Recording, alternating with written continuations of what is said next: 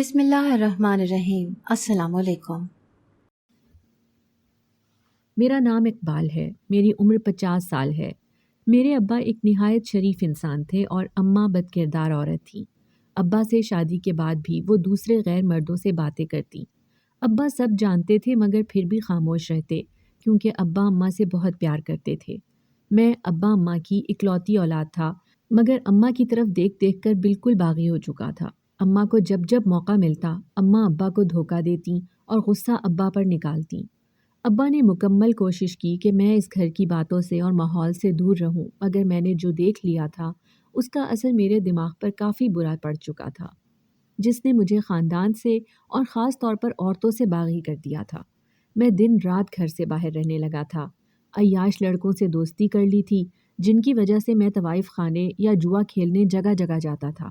کبھی کبھار میرے دوست میرے ساتھ مل کر لڑکیوں کی عزت خراب کرتے۔ ایک مرتبہ ہم نے ایک کالج کی لڑکی کو پکڑ لیا اور اس کی عزت خراب کر دی۔ وہ روتی رہی مگر ہمیں اس پر ترس نہ آیا۔ میں بہت بگڑ چکا تھا۔ میرے ابا کی تربیت دھری کی دھری رہ گئی تھی۔ ایک روز میں دوستوں کے ساتھ گھوم پھر کر گھر آیا تو سامنے کا منظر دیکھ کر اپنی جگہ دنگ رہ گیا کیونکہ اماں وہاں نہ جانے کس غیر مرد کے ساتھ موجود تھیں۔ میں اکثر اوقات رات دیر تک گھر آتا تھا مگر اس روز بدقسمتی سے میں جلد ہی گھر لوٹ آیا تھا کیونکہ میرے ابا کام کے سلسلے میں گھر سے باہر تھے اور اماں گھر پر اکیلی تھیں۔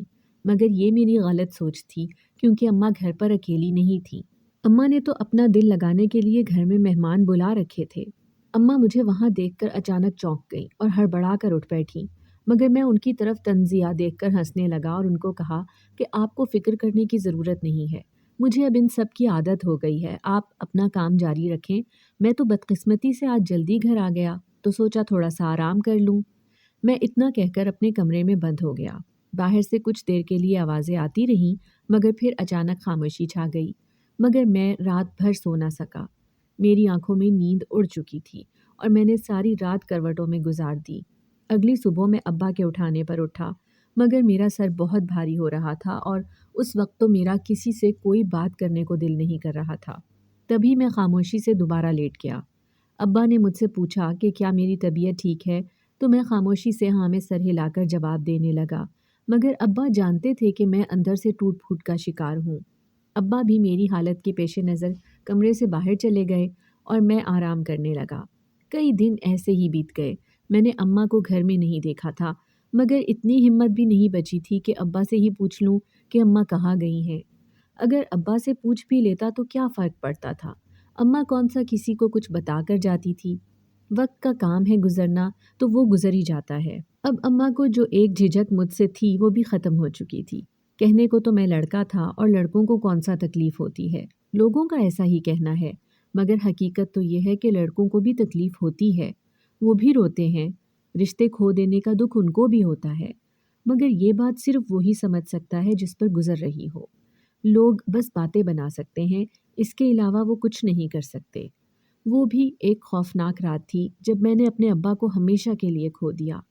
اماں کی وجہ سے میرے چچا نے ہم سے تمام رشتے ختم کر دیے تھے۔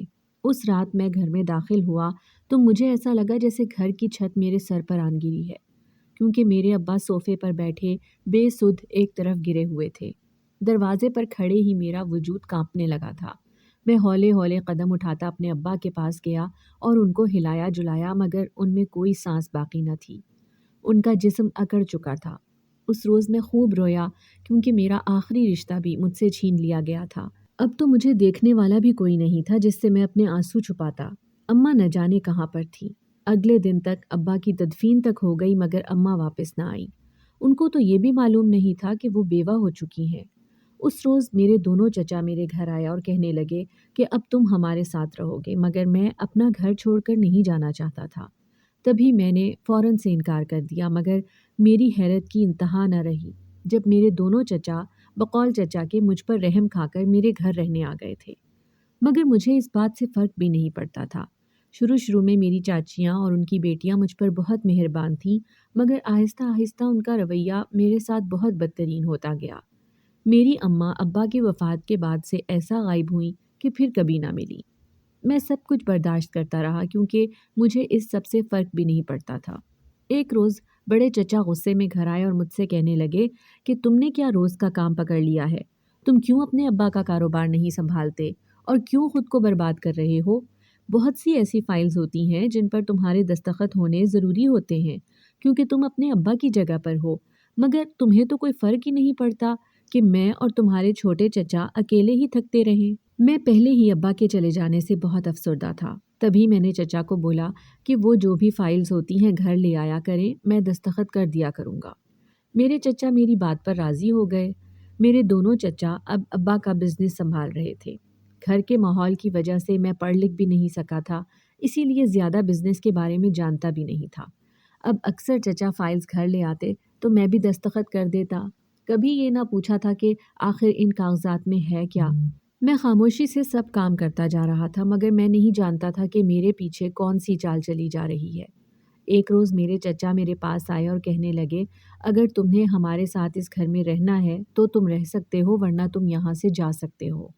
मैं हैरान रह गया कि ये मेरे ही घर में मुझे कैसी बातें कह रहे हैं, मगर एहसास तो उस वक्त हुआ जब मेरे दोनों चचा ने मुझे घर से धक्के मार के बाहर निकाल दिया। मुझे तो कुछ समझ नहीं आ रहा था कि मेरे साथ हो क्या रहा है। मुझे ये भी यकीन नहीं आ रहा था कि मेरे चचा चची ने मुझसे इतना बड़ा धोखा किया, वो भी सिर्फ जायदाद के लिए। वक्त बहुत तेज़ रफ्तारी से चल रहा था, मगर मैं आज भी उसी जगह पर खड़ा था। आज से पहले कभी कुछ कमाने की ज़रूरत नहीं पड़ी थी, मगर अब पेट भरने के लिए मुझे कुछ काम भी करना था। मगर मैं अनपढ़ गँवार, आखिर मुझे कौन काम देता? मेरे सब दोस्त यार जो किसी वक्त में मेरे साथ थे, आज वो भी मुझे पहचानने से इनकार कर रहे थे। उस रोज़ मुझे समझ आया कि हर एक सिर्फ पैसे पर चलता है। जब तक मेरे पास पैसे मौजूद थे, तब तक हर कोई मेरे साथ था। आज जब मुझे साथ की ज़रूरत महसूस हुई तो सबने मुंह मोड़ लिया। मेरा एक बहुत पुराना दोस्त जिससे मेरी बहुत कम सलाम दुआ थी, एक रोज़ मैं मदद के लिए उसके पास गया, मगर मेरी हैरत की इंतहा न रही जब उसने बग़ैर कुछ कहे मुझे अपनी एक टैक्सी दे दी। फिर कहने लगा कि मैं तुम्हारी ज़्यादा मदद तो नहीं कर सकता, मगर इस टैक्सी से तुम आराम से अपनी मदद कर सकते हो। मेरे लिए तो ये भी बहुत था। मैंने टैक्सी चलाना शुरू कर दी, मगर महंगाई के इस दौर में बहुत कम लोग टैक्सी का इस्तेमाल करते थे। लेकिन जब कभी कोई सवारी मिल जाती तो अच्छी खासी कमाई हो जाती थी। मगर अब मैंने उन लोगों पर भरोसा करना छोड़ दिया था। जो अपने थे उन्होंने ही दुख दिया, वही काफ़ी था। अब लोगों पर से तो जैसे भरोसा ही उठ गया था। किसी की मदद करने को दिल राज़ी नहीं होता था। मैं बहुत आवारा और बिगड़ा हुआ था, मगर वक्त और हालात ने मुझे इतना संजीदा, इतना खामोश तबीयत कर दिया था कि मैं अपने आप को ही कभी कभार पहचान नहीं पाता था। मैं एक किराए के कमरे में रह रहा था। हर महीने उसका किराया भी देना होता था। कई मर्तबा सवारी मिल जाती तो कई मर्तबा मुझे 2-2 दिन तक कोई काम नहीं मिलता था। मैं कई बार भूखा ही घर चला जाता। वो कहते हैं ना, जब किस्मत आजमाती है तो इंसान भी इंसान नहीं रहता। मेरी भी किस्मत कुछ बुरी ही थी। मैं हर रात एक रास्ते पर से ही घर जाता था, कभी रास्ता बदलता नहीं था। एक दिन मेरी टैक्सी में एक खातून बैठ गई। उसने अपना चेहरा ढांप रखा था और बस आंखें नजर आ रही थी, मगर एक अजीब बात जो थी वो ये थी कि वो औरत मुझे मुसलसल घूर रही थी। मैं उसकी नज़रों से बार बार कंफ्यूज हो रहा था और मुझे समझ भी नहीं आ रहा था कि आखिर ये हो क्या रहा है। बहुत मुश्किल से मैंने उसको जिस जगह उतारना था वहाँ उतारा और फिर अपने रास्ते पर रवां हो गया। मैं अपने रास्ते पर रवां था जब मुझे महसूस होने लगा जैसे मेरे पीछे पीछे कोई आ रहा है। मैंने कई मर्तबा अपने पीछे मुड़कर देखा, मगर वहाँ पर बहुत सी गाड़ियाँ थीं। लेकिन मेरी छठी हिस्स मुझे यही कह रही थी कि जैसे कोई मेरा पीछा कर रहा है। जैसे जैसे मैं अपने घर तक पहुँचा, मुझे अपने घर के आसपास भी ऐसे ही महसूस हुआ, जैसे कोई मुझ पर नज़र रखे हुए है।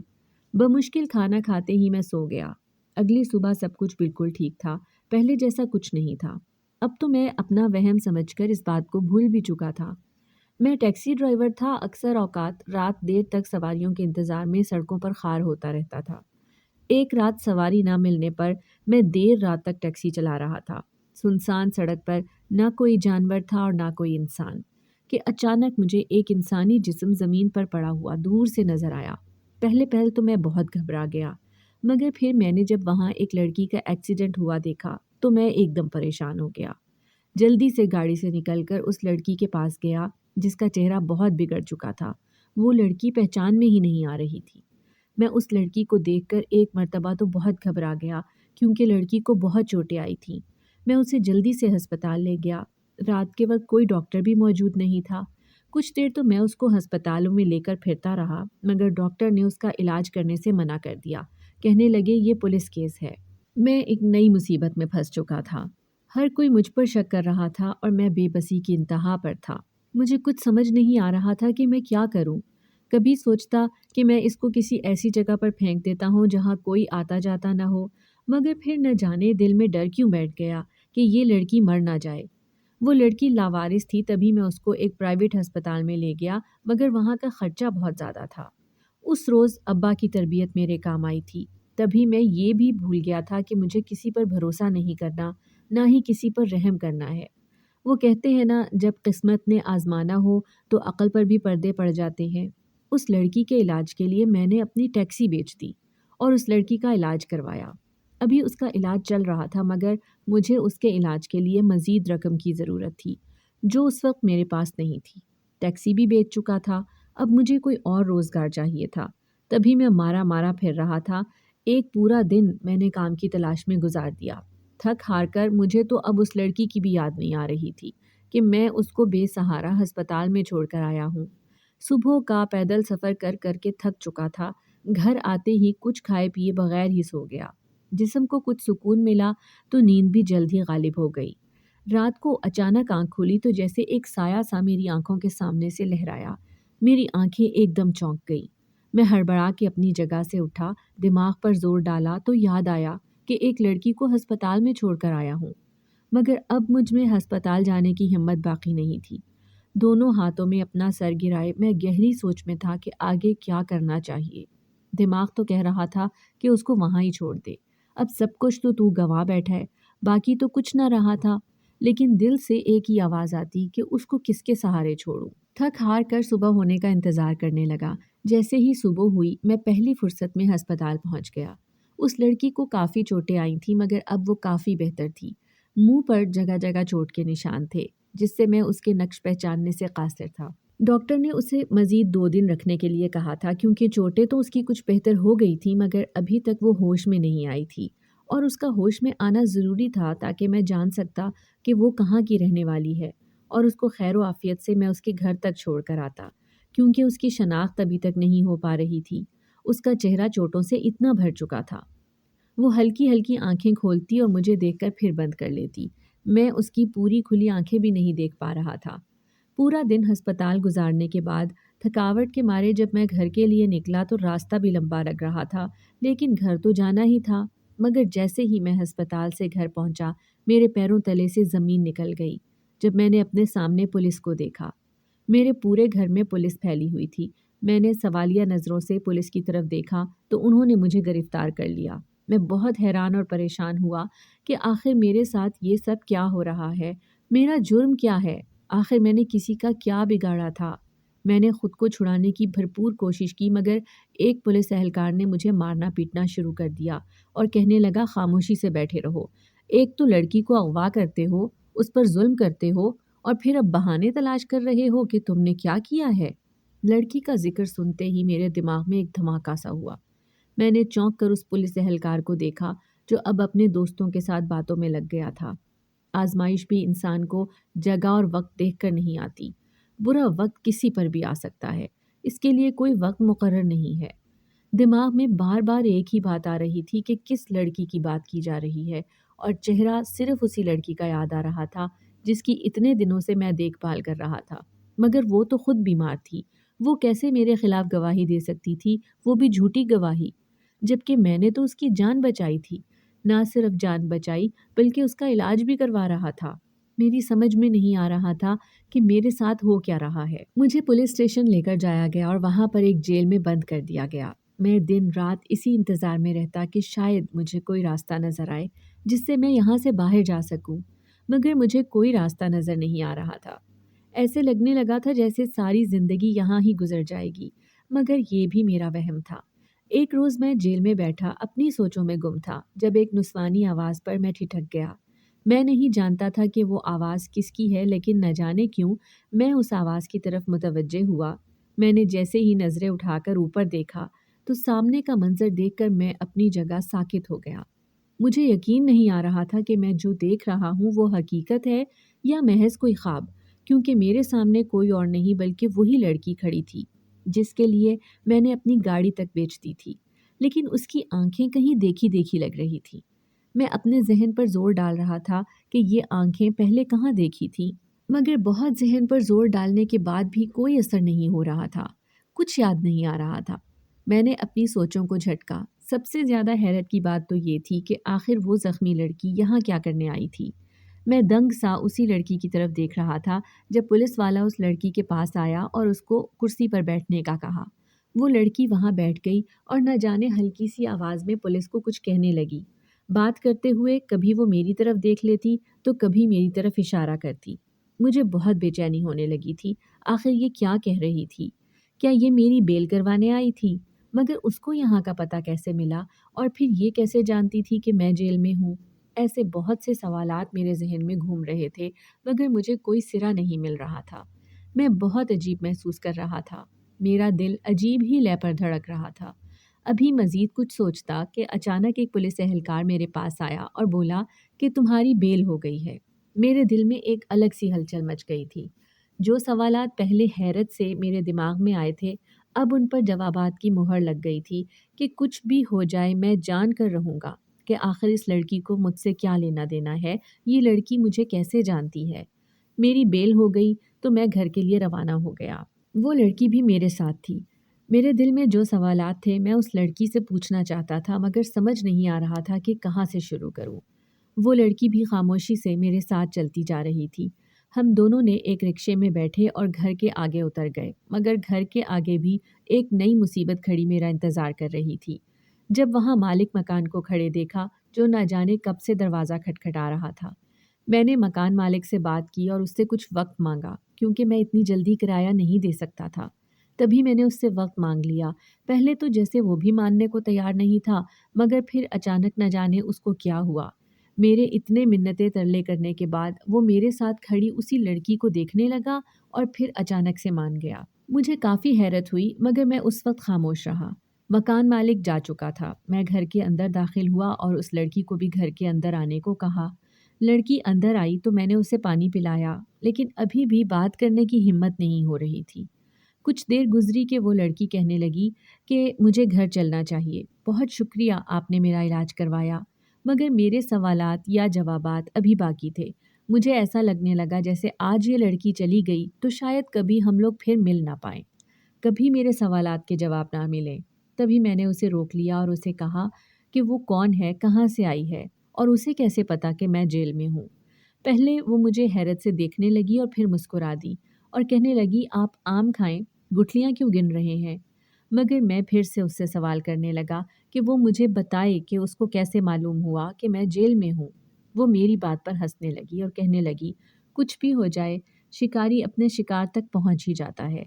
मैं उसकी बात पर एकदम ठिठक गया और उसको हैरत से देखने लगा। मेरी आंखें हैरत से खुली हुई थीं और मैं उस लड़की की बात बिल्कुल भी समझ नहीं पा रहा था। उसकी वो बेमानी सी बात में भी बहुत मानी थे, मगर मैं समझने से कासिर था। मैंने उससे फिर पूछा कि वो क्या कहना चाहती है, मगर उसने कोई जवाब ना दिया। कुछ देर वो मुझे घूरती रही और फिर जब उसने बोलना शुरू किया तो ऐसा बोली कि मेरे रोंगटे खड़े हो गए। जब उसने मुझे कहा, खुदा याद है या भूल चुके हो? मैंने चौंक कर उसकी तरफ देखा और सवालिया नज़रों से मुसलसल देखने लगा। वो तंजिया मुस्कुराई और फिर कहने लगी कि खुदा को याद रखते तो आज तुम जैसा जानवर मुझ जैसी आम सी लड़की से इतने बड़े बड़े सवालात ना कर रहा होता। उसका मुझे जानवर कहना मुझे अंदर तक हिला गया था। मेरे चेहरे पर पसीने की नन्ही नन्ही बूंदें चमकने लगी। मेरा पूरा वजूद कांपने लगा था। मेरा जिस्म अपनी जगह मफलूज होकर रह गया था। मुझ में तो इतनी भी हिम्मत बाकी नहीं रही थी कि मैं अपने मुंह से कोई एक लफ्ज़ भी निकाल लूं। मेरे दिमाग के पर्दे पर जैसे अपना माजी धुंधला ही गया था। मुझे तो अपना माजी याद ही नहीं था। दिमाग पर बहुत जोर डालने के बाद भी जब कुछ याद ना आया तो मैंने उस लड़की को झंझोर डाला और फिर उससे गुस्से से पूछा कि क्या वो चाहती क्या है, क्यों पहेलियाँ बुझवा रही है, क्यों तरीके से मुझे जवाब नहीं दे रही।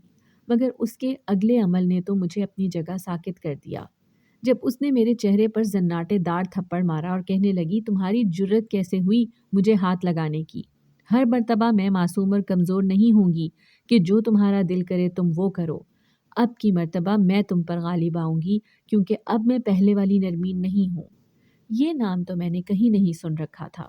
کون تھی یہ نرمین؟ میں تو اس کو جانتا بھی نہیں تھا۔ میں نے اسے غصے سے کہا کہ میں تمہیں نہیں جانتا، چلی جاؤ یہاں سے۔ تو کہنے لگی، تم مجھے جان بھی کیسے سکتے ہو؟ جب میری عزت خراب کی تھی تب بھی تم مجھے نہیں جانتا تھا۔ میری جان بچا کر بھی تم مجھے نہیں جانتے۔ اب تم کبھی مجھے جان بھی نہیں پاؤ گے، کیونکہ میں تمہیں اتنا موقع ہی نہیں دوں گی۔ عزت خراب کرنے والی بات نے مجھے چونکا دیا۔ میں نے چونک کر اس لڑکی کی طرف دیکھا۔ وہ آنکھوں میں آنسو لیے میری طرف ہی دیکھ رہی تھی۔ دھیرے دھیرے میرے پاس آنے لگی اور کہنے لگی، کچھ یاد آیا؟ جو کالج کی لڑکی بے حد معصوم تھی، تم نے اور تمہارے دوستوں نے مل کر اس کی عزت خراب کر دی اور اس کو ساری زندگی کے لیے باہر کر دیا، تاکہ وہ نہ خود سے نظریں ملا سکے اور نہ ہی کسی اور سے۔ بہت لمبا سفر طے کیا ہے میں نے، اب کم از کم تمہیں ایسے ہی نہیں چھوڑوں گی۔ وہ مسلسل کچھ نہ کچھ کہے جا رہی تھی، مگر میرے دماغ میں تو صرف ایک ہی بات جا رہی تھی کہ میں نے اس لڑکی کی بھی عزت خراب کی تھی۔ کچھ بھی ہو جائے، ہم کبھی بھی ماضی سے بھاگ نہیں سکتے۔ کہیں نہ کہیں، کبھی نہ کبھی ہمارا ماضی ہمارا حال بن کر ہمارے سامنے آ کھڑا ہوتا ہے، اور جب ماضی چہرے پر تھپڑ مارے تو اس تھپڑ کی تھاپ انسان کو بوکھلا کر رکھ دیتی ہے، اور اس تھپڑ کی تھاپ کی آواز بہت دور تک جاتی ہے۔ میری آنکھوں میں آنسو آ گئے تھے۔ میں اپنے گناہ تو بھول ہی گیا تھا۔ زندگی نے ایسا مجھے کاموں میں پھنسایا کہ نہ مجھے اپنا آپ یاد تھا اور نہ اپنا کوئی گناہ یاد تھا۔ مارے شرمندگی کے مجھ سے نظر اٹھانا مشکل ہو گیا تھا۔ وہ کہتے ہیں نا، کبھی کوئی ایسا کام نہ کرو جس سے تمہیں شرم سے نظر جھکانی پڑے۔ میرے ساتھ کچھ ایسا ہی ہوا تھا۔ وہ لڑکی رونے لگی اور کہنے لگی، تم نہیں جانتے تمہاری وجہ سے میں نے کیسی تکلیفیں جھیلی ہیں۔ کاش اس روز تم مجھ پر رحم کر لیتے، جیسے تمہارے دوستوں کو مجھ پر رحم آ گیا تھا، تو شاید آج میں جس مقام پر کھڑی ہوں اس مقام پر نہ ہوتی۔ میرے اماں ابا نے مجھے گھر سے نکال دیا تھا۔ میں یتیم خانے میں پلی بڑھی، لیکن میں نے سوچ لیا تھا کہ میں تم سے بدلہ ضرور لوں گی۔ میں تمہارا پیچھا کرتی تھی۔ وہ ٹیکسی بھی تمہیں ایسے ہی نہیں ملی، اس کے پیچھے بھی بہت بڑا راز چھپا ہے۔ نظر تو میری تمہارے اوپر تب سے تھی جب سے تم نے مجھے داغدار کیا تھا۔ میں ان لڑکیوں میں سے نہیں ہوں جو تکلیف ملنے کے بعد رو رو کر مر جاتی ہیں۔ میں ان لڑکیوں میں سے ہوں جو تکلیف کا حل نکالتی ہیں۔ کالج میں تھی اور اتنی ناسمجھ تو نہیں تھی، بس خود کو ہمت دینے کی ضرورت تھی، اور وہ ہمت کی میں نے خود کو تھپکی خود دی۔ میں تمہارا پیچھا کرتی رہی ہوں، تبھی مجھے علم ہوا کہ تمہارے ابا اس دنیا میں نہیں رہے اور تمہارے چچا نے تمہاری ساری جائیداد اپنے قبضے میں کر لی ہے۔ تم در بدر پھر رہے تھے، اور وہ کرائے کا گھر بھی چاہیے تھا تمہیں۔ یہ سب میرے لیے سنبھالنا آسان نہیں تھا، مگر اگر لڑکی کچھ کرنا چاہے تو سب کچھ کر سکتی ہے۔ میرا ایک کزن مجھ سے بہت پیار کرتا تھا اور ہم جلد ہی شادی بھی کرنے والے تھے۔ میں نے اسے سب حقیقت بتا دی۔ اس کا پیار سچا تھا، تبھی وہ میرے ساتھ دینے کے لیے تیار ہو گیا۔ وہ کرائے کا گھر، وہ ٹیکسی، وہ تمہیں ایسے ہی نہیں ملی، وہ سب ہمارا ہی کیا ہوا تھا۔ میرا ایکسیڈنٹ بس ایک چال تھی اور کچھ نہیں۔ میرا کزن بہت امیر تھا اور لوگ تو پلتے ہی پیسوں پر ہیں۔ ڈاکٹر سے لے کر پولیس تک خرید رکھی تھی میں نے۔ میں حیرت سے یہ سب سن رہا تھا۔ مجھے تو ایسے لگ رہا تھا جیسے یہ کوئی خواب ہے، لیکن اصل میں یہ حقیقت تھی۔ پولیس نے تمہیں ہمارے کہنے پر ہی اریسٹ کیا تھا۔ میں نے چونک کر اس لڑکی کی طرف دیکھا۔ اس نے مجھے کتنی بڑی سزا دی تھی، مگر وہ میرے سامنے ویسے بھی تو آ سکتی تھی۔ وہ ایسے ہی میرے سامنے کیوں نہیں آئی؟ میں نے جب اس سے یہ سوال کیا تو وہ کہنے لگی کہ تم پھر وہ رسوائی کیسے جھیلتے، وہ اذیت ناک زندگی کیسے گزارتے جو میں نے گزاری ہے۔ میں نے جو پل پل بے چینی سے زندگی گزاری، تم وہ زندگی کیسے گزارتے؟ اب تمہیں اندازہ ہوگا کہ ماں باپ کے بغیر اپنے گھر سے دور دن رات محنت کر کے 2 نوالے روٹی کھانے کے بعد کیسا محسوس ہوتا ہے۔ جیل جانے کے بعد تمہیں یہ بھی اندازہ ہوا ہوگا کہ بے گناہ ہو کر گنہگار بننا اور خود کو صحیح ثابت کرنا کیسا ہوتا ہے، اور پھر جب انسان اپنی غلطی جانے بغیر خود کی صفائیاں پیش کرے تو وہ کیسی اذیت جھیلتا ہے، یہ بھی بہت اچھے سے جان گئے ہوگے تم۔ مجھے ایسا لگا تھا جیسے کسی نے کانٹوں پر گھسیٹ لیا ہو۔ میرا دم گھٹنے لگا تھا، مجھے سانس لینے میں دشواری پیش آ رہی تھی۔ میں بہت مشکل سے سانس لے رہا تھا، یا یہ کہنا بہتر ہوگا کہ میں سانس لے ہی نہیں پا رہا تھا۔ کبھی کبھار انسان کی اپنی حقیقت اپنے ہی سامنے ایسے چہرے میں آتی ہے جس کو ہضم کرنا بہت مشکل ہوتا ہے۔ میں نے اس سے پوچھا کہ اس نے یہ اتنا سب کچھ کیسے کیا، تو وہ ہنسنے لگی اور کہنے لگی، جیسا کہ تم جانتے ہو میں تم پر نظر رکھے ہوئے تھی۔ پھر میں نے اور میرے کزن نے تمہیں ٹیکسی دلوانے کے لیے تمہارے سب دوستوں کو پیسے دیے اور ان سے بولا کہ وہ تمہیں پہچاننے سے بھی انکار کر دیں۔ تم نے اپنے اس دوست کا انتخاب کیا جس کے ساتھ تمہاری زیادہ سلام دعا نہیں تھی۔ میں اس بات سے بے خبر تھی کہ تم اس کے پاس جاؤ گے۔ تمہیں وہاں سے ٹیکسی مل گئی تو میں نے اگلی منصوبہ بندی شروع کر دی۔ میں نے اب تمہاری ٹیکسی کا پیچھا کرنا شروع کر دیا۔ میں جانتی تھی کہ تم بہت گہری چوٹ کھا کر آئے ہو، تبھی اپنے کزن کے ساتھ مل کر تمہاری گاڑی کے آگے ایکسیڈنٹ کروایا اور اس سے پہلے تمہاری ٹیکسی میں بیٹھ کر اس بات کا پتہ کروایا کہ تم ہر روز کس راستے سے گزرتے ہو۔ میرے دماغ میں دھماکے ہو رہے تھے اور دل بار بار یہی کہہ رہا تھا کہ جو بھی مجھے نظر آ رہا ہے وہ سب جھوٹ ہو، کچھ بھی حقیقت نہ ہو۔ مگر کبھی ایسا ہوا ہے کہ جو سچ ہو وہ سامنے نہ آئے؟ جیت ہمیشہ اچھائی کی ہوتی ہے اور برائی کی ہار ہی ہوتی ہے۔ مجھے وہ لڑکی یاد آ گئی جو میری ٹیکسی میں بیٹھی تھی اور جس کو بھلانے کے لیے مجھے کچھ روز لگ گئے تھے۔ میں ابھی اپنی جگہ سن بیٹھا تھا، وقت جیسے اپنی جگہ ٹھہر سا گیا تھا۔ ابھی بھی وہ مسلسل بول رہی تھی اور میں سن رہا تھا۔ جب اس نے بتایا کہ پھر ایکسیڈنٹ کا بہانہ کر کے وہ رات کے اس پہر گاڑی کے آگے لیٹ گئی اور چہرے پر کئی قسم کے ماسک لگا لیے تاکہ چہرے کے نقوش پہچان میں نہ آئے، ڈاکٹر کو پیسے دیے اور اس کو حقیقت بتائی، پھر پولیس کو پیسے دے کر اس کو حقیقت بتائی، اور پھر تمہیں بغیر تمہارا قصور بتائے گرفتار کروایا۔ میں ابھی تمہیں چھڑوانا نہیں چاہتی تھی، میں تمہیں وہ اذیت دینا چاہتی تھی جو میں نے جھیلی۔ تم اپنا قصور سوچ سوچ کر مر جاتے مگر تمہیں کوئی سراغ نظر نہ آتا، پھر تمہیں احساس ہوتا کہ ذہنی اذیت کیا ہوتی ہے۔ میں نے اس سے پوچھا کہ پھر مجھے کیوں چھڑوایا؟ تبھی وہ قہقہا لگا کر ہنس پڑی اور کہنے لگی، میں کچھ دنوں میں پردیس چلی جاؤں گی، پھر تمہیں آزادی مل جاتی، تبھی میں نے سوچا کیوں نہ اپنے مجرم کو خود ہی سزا دی جائے۔ وہ اتنا کہہ کر خاموش ہو گئی۔ اس کی آنکھوں سے آنسو بہہ رہے تھے اور پھر وہ وہاں سے چلی گئی مگر مجھے مار گئی۔ میرے اندر کا اقبال مر گیا تھا، نرمین نے مجھے بدل دیا تھا۔ وہ وہاں سے جا چکی تھی مگر میں وہاں ہی ٹھہر گیا تھا۔ مجھے وہاں سے ہلنے میں کئی سال لگ گئے لیکن آج بھی نرمین مجھے کبھی نہیں بھولی تھی۔ وہ چھوٹی سی لڑکی میری زندگی ہلا گئی تھی۔ میں اس کے جانے کے بعد 5 وقت کا نمازی بن گیا تھا۔ جو گناہ کیے تھے وہ تو نہ جانے میرے معاف ہونے تھے یا نہیں، مگر اب میں نے ایک نیک انسان بننے کی کوشش شروع کر دی تھی، اور میں نے سن رکھا تھا کہ گناہ پہاڑ جتنے بھی ہوں مگر توبہ کا ایک آنسو انسان کے سارے گناہ جھاڑ دیتا ہے۔ میں نے قرآن کا ترجمہ شروع کر دیا تھا، برائی سے رک گیا تھا اور اچھائی کی طرف چل پڑا تھا۔ مجھے دنیاوی کسی چیز کی طلب نہیں رہی تھی۔ کئی لوگ مجھے دیکھ کر باتیں بھی کرتے، میرے کئی دوست مجھے تانے دیتے، مگر میں یہ سوچ کر سب بھول جاتا کہ شاید میں اس سب کا حقدار ہوں اور پھر سے اپنی مرمت شروع کر دیتا۔ چند سال گزرنے کے بعد ایک ایسی لڑکی سے شادی کر لی جس کے ساتھ زیادتی ہوئی تھی۔ میں نے اس کو عزت دی اور اس کے ساتھ زندگی گزاری۔ میری ماں کبھی واپس نہیں آئی تھی۔ میں تو یہ بھی نہیں جانتا تھا کہ وہ زندہ ہیں بھی یا نہیں، اور نہ ہی کبھی میں نے ان کو تلاش کرنے کی کوشش کی، کیونکہ میں ان کے سامنے جانے کی ہمت بھی نہیں رکھتا تھا۔ مجھے ایسے لگتا تھا کہ جیسے وہ سب جو بھی میرے ساتھ ہوا میرا ہی قصور تھا۔ میں اب ہر ہفتے ابا کی قبر پر بھی جاتا، ان سے بیٹھ کر کئی گھنٹے باتیں کرتا، ابا کی تربیت یاد کرتا اور اس کے مطابق زندگی بسر کرنے کی کوشش کرتا۔ یہ سب اتنا آسان نہیں تھا۔ خود کی شخصیت بدل لینا بہت مشکل کام تھا، مگر میں نے کوشش کی اور میں کامیاب بھی ہو گیا۔ مگر دل میں ایک ہی خواہش باقی رہ گئی تھی کہ خدا مجھے بیٹی نہ دے۔ مجھے ڈر لگنے لگا تھا کہ اگر بیٹی ہوئی اور اس کے ساتھ وہی سب کچھ ہوا جو میں نے اوروں کی بیٹی کے ساتھ کیا تو میں کیا کروں گا؟ اپنی اولاد کی فکر نے مجھے بہت جلدی بوڑھا کر دیا تھا، مگر اللہ نے مجھے آزمانا تھا، تبھی مجھے ایک نہیں 3 بیٹیاں دی۔ میں بہت روتا تھا، لیکن پھر میں نے پڑھا کہ اللہ بیٹیاں اسے دیتا ہے جس میں بیٹیاں پالنے کی سکت ہو۔ میں نے اپنی بیٹیوں کی پرورش بہت اچھی کی تھی۔ میری بیوی نے میرا بہت ساتھ دیا، وہ ایک بہت اچھی شریک حیات ثابت ہوئی تھی، وہ بہت نیک عورت تھی۔ میں اکثر اس کے سامنے ہاتھ جوڑ کر معافی مانگتا، وہ بہت حیران ہوتی، مگر وہ نہیں جانتی تھی کہ ایسا کرنے سے مجھے بہت سکون ملتا تھا، کیونکہ اس کے ساتھ بھی کسی میرے جیسے جانور نے ہی برا سلوک کیا ہوگا۔ زندگی گزر جاتی ہے مگر کوشش کرنی چاہیے کہ زندگی کو دین کے ساتھ جوڑ کر گزاریں تاکہ ہماری آخرت بھی سنور جائے۔ اگر آپ کو ہماری آج کی کہانی پسند آئی ہے تو اسے لائک کریں، شیئر کریں اور چینل کو سبسکرائب کرنا مت بھولیے گا۔